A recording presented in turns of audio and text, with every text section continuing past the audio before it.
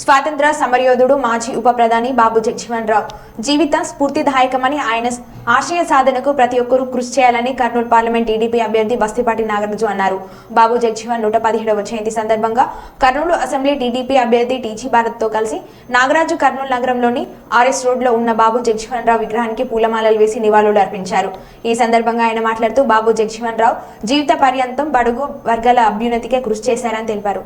తనను ఎంపీగా గెలిపిస్తే దళితుల హక్కుల సాధనకు పోరాటం చేస్తానని తెలిపారు.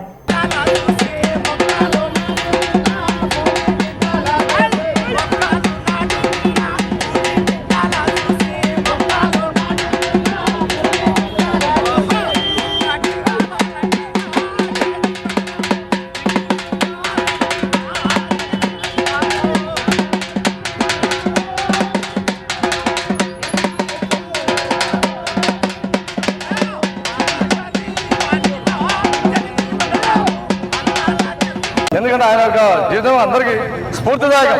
ఎందుకంటే ఆ రోజులోనే బీహార్లో అత్యంత వెనుకబడినటువంటి షెడ్యూల్డ్ కులాల్లో జన్మించి ఆయన పోరాటం అలుపెరగంది. ఆ రోజుల్లో అందులో భాగంగా ఆయన పార్లమెంటుకు ఎదిగి 50 సంవత్సరాల పాటు పార్లమెంటేరియన్గా పనిచేసి కార్మిక శాఖ మంత్రిగా మరియు ఉప ప్రధానిగా చేసినటువంటి ఘనత ఆయనకే చెందుతుంది.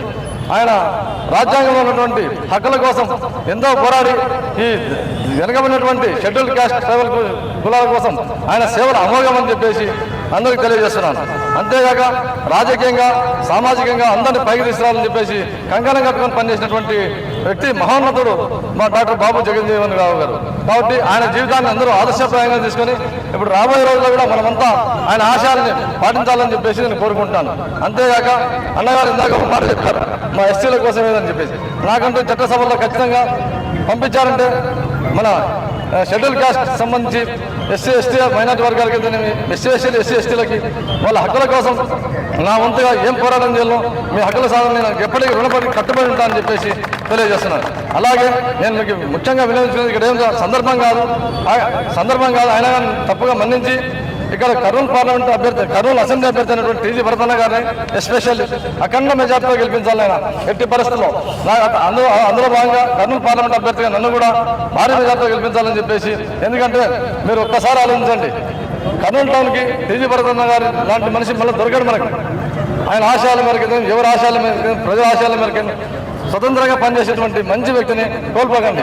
అలాగే నన్ను కూడా పార్లమెంట్కి పంపిస్తే మీ యొక్క ఆశయాల కోసం మేమిద్దరం అకుంఠితంగా పనిచేస్తామని చెప్పేసి ఈ సభాముఖంగా తెలియజేస్తూ సెలవు తీసుకుంటున్నాను. ఎంపీ అభ్యర్థి గారు అలాగే మన మధ్యలో జగజీవన్ రావు గారి కమిటీ